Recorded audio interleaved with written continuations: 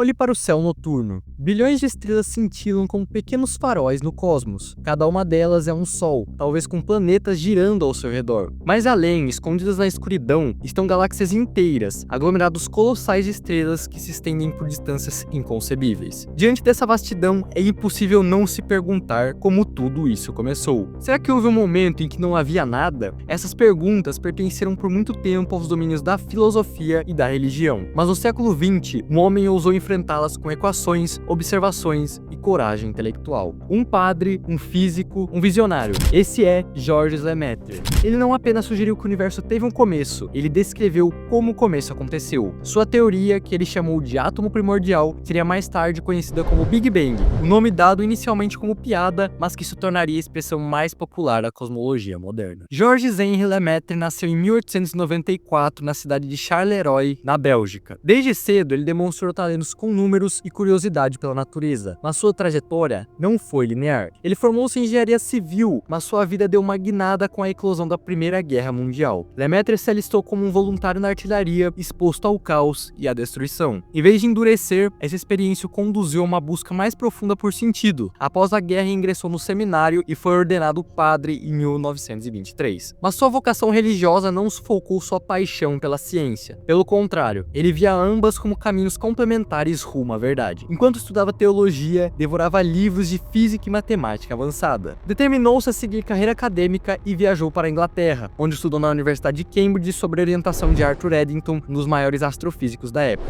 Eddington havia se destacado ao confirmar experimentalmente a teoria da relatividade geral de Einstein, observando a curvatura da luz durante um eclipse. Ele reconheceu rapidamente o talento do jovem belga e o incentivou a prosseguir. Posteriormente, Lemaitre seguiu para os Estados Unidos estudando no MIT, onde obteve acesso às mais recentes descobertas sobre nebulosas espirais, que hoje sabemos serem galáxias, e as discussões sobre a estrutura do cosmos. Naquela época, a maioria dos cientistas ainda acreditava em um universo estático e eterno. Até o próprio Einstein pensava assim, chegando ao ponto de introduzir uma constante cosmológica artificial em suas equações para impedir matematicamente que o universo se expandisse ou se contraísse. Lemaitre decidiu testar o que ninguém havia usado. E se as equações de Einstein fossem aceitas como estavam, sem artifícios? Em 1927, ele publicou um artigo revolucionário em uma revista científica belga. Ali demonstrou que a relatividade geral permitia um universo em expansão e mais, calculou a taxa dessa expansão com base em observações astronômicas já disponíveis. Mas não parou aí. Se o universo está se expandindo, argumentou ele, então no passado ele foi menor, mais denso e mais quente. Em um passado remoto, toda a matéria e energia do cosmos estariam em estado comprimida em uma única entidade primordial, uma semente cósmica que ele chamou de átomo primordial. Essa semente teria se fragmentado, liberando partículas e radiação e dando origem a tudo que existe. Era uma hipótese ousada, ainda mais por vir de um padre. A mistura entre ciência e teologia levou a muitos a rejeitar a ideia de imediato. Quando Lemaitre teve a oportunidade de apresentar sua teoria a Einstein, houve uma resposta fria. Seus cálculos estão corretos, mas sua física é abominável. Einstein simplesmente se recusava a aceitar um universo com um começo. Muitos cientistas compartilhavam do mesmo ceticismo, e a proposta de Lemaitre caiu em relativo esquecimento. Mas a ciência tem seus meios de corrigir o julgamento humano. Em 1929, o astrônomo americano Edwin Hubble publicou observações feitas com o poderoso telescópio do Monte Wilson. Ele havia medido o movimento de diversas galáxias e descobriu que todas pareciam se afastar de nós, e que quanto mais distantes estavam, mais rápido se moviam. Essa relação, mais tarde conhecida como Lei de Hubble, já havia sido prevista matematicamente por Lemaitre, que infelizmente não teve seu trabalho amplamente divulgado fora da Bélgica. A partir daí, a ideia de um universo em expansão ganhou força. Ainda havia algumas resistências. Alguns cientistas sugeriam que essa expansão poderia ser apenas aparente, mas as evidências começaram a se acumular. Em 1931, Einstein finalmente cedeu. Após analisar cuidadosamente os cálculos e observar os dados de Hubble, declarou que a teoria de Lemaitre era a mais bela e satisfatória explicação da criação que já havia ouvido. A partir daquele momento, o universo estático foi abandonado. Ainda assim, muitos buscavam alternativas ao modelo de um começo absoluto, e teorias como o estado estacionário tentaram oferecer uma visão de eternidade cósmica contínua. Lemaitre, porém, manteve-se firme e refinou sua proposta ao longo dos anos. Com o avanço tecnológico, novas provas surgiram. Em 1964, os radioastrônomos Arno Penzias e Robert Wilson detectaram um ruído persistente vindo de todas as direções do espaço. Pensaram inicialmente que fosse interferência ou sujeira no equipamento, mas logo perceberam que haviam encontrado algo extraordinário: a radiação cósmica de fundo, o eco térmico do universo recém-nascido que havia ficado registrado como um brilho residual em micro micro-ondas. Essa radiação era exatamente o que a teoria do Big Bang previa. Além disso, a abundância observada de hidrogênio e hélio no universo correspondia às previsões do átomo primordial, outro ponto-chave da hipótese original. Lemaitre viveu o suficiente para ouvir sobre a descoberta da radiação cósmica de fundo. Já idoso e debilitado, recebeu a notícia com serenidade. Não reivindicou glória, não exigiu reconhecimento, apenas sorriu.